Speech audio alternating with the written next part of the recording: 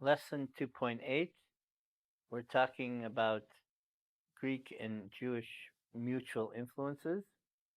As I mentioned before, the Greek Orthodox calendar is based on the Jewish calendar. So, for example, if there's a Jewish leap year, then there's a Greek Orthodox leap year.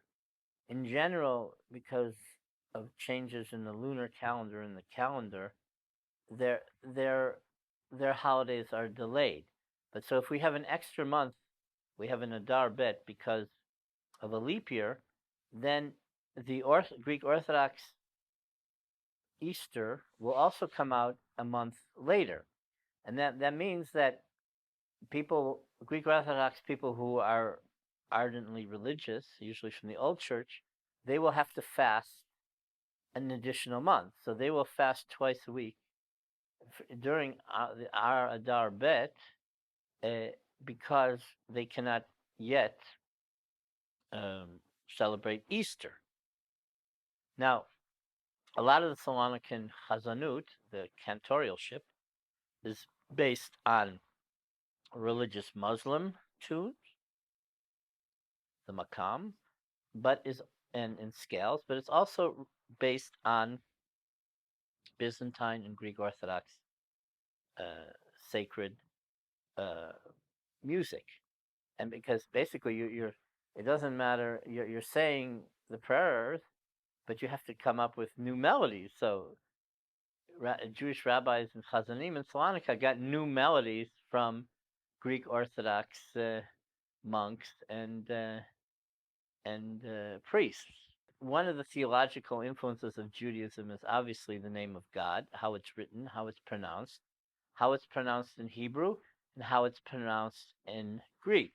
The actual term for all of this is the tetragrammaton, and I won't go into it. You can read it, okay, but you'll just see that it's important for Eastern Orthodoxy what the source is, and it's important for their belief. They want to know how do they pronounce the name of God. The Jews don't pronounce the Hebrew letters, but they want to pronounce the name of God, and the writing styles and the orthography changed as time went on. There are common terms, like the Jewish term of a chavra, of a chavura, of a group. When Greeks get together at a coffee house and there are 10 people, let's say, and they're all feeling really good and they're a group, they call themselves a chavra. That's in Greek. So I talk a little bit about Greeks and Jews fighting together, like in Asia Minor, in World War I, in World War II. Jews were in the Greek army in exile in Egypt in World War II, in Cairo and other places. Some fought in Italy together, actually, because of the communist influence. The British didn't want the Greek army to fight, but the Jews were in those frameworks already from Albania, also from the Greek army.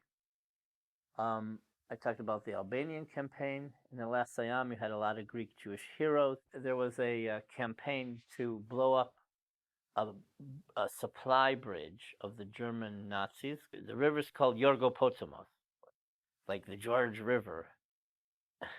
And so it was a combined Elaseves mission where, by some accounts, there were 40 Jews. Well, we know there was a Jew from Eretz Israel named Mike Precker, a Romanian immigrant who, with 3 other people, was parachuted in to Greece, and he was a demolition officer in the operation.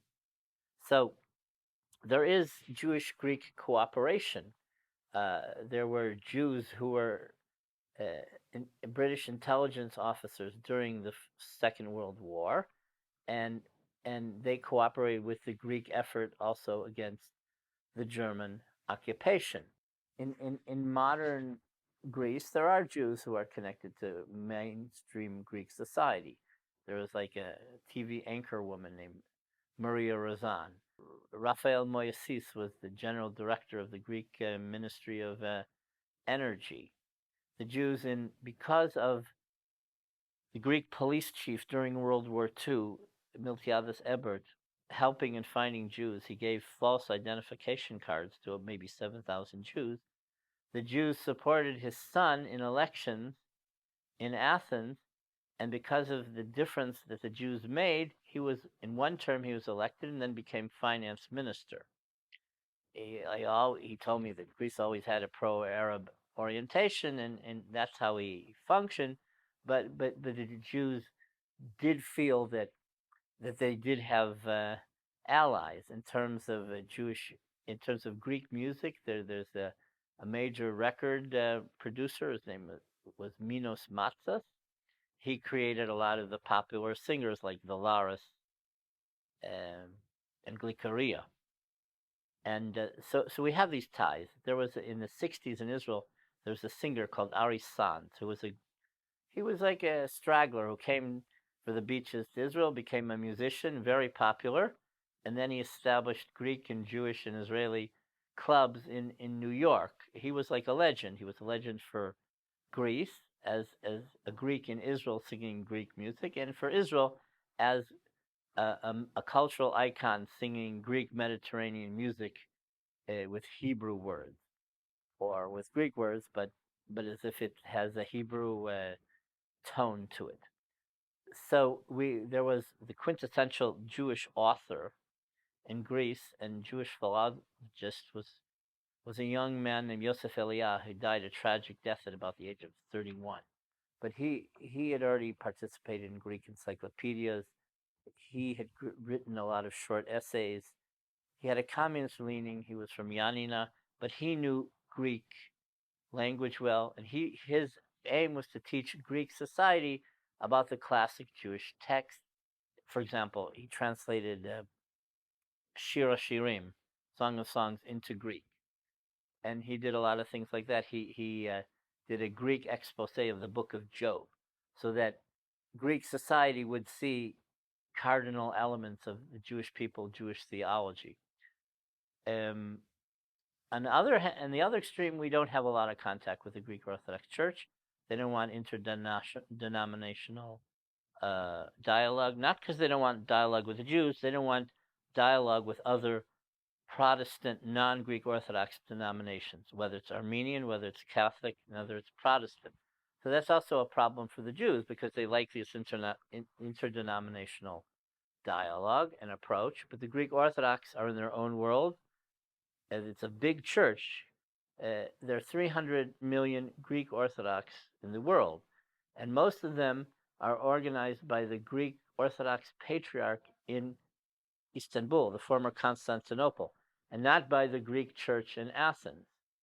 The church in Eretz Israel is part of the Constantinople Church. Today it's very Arabized, but they, for example, control a lot of property in Jerusalem.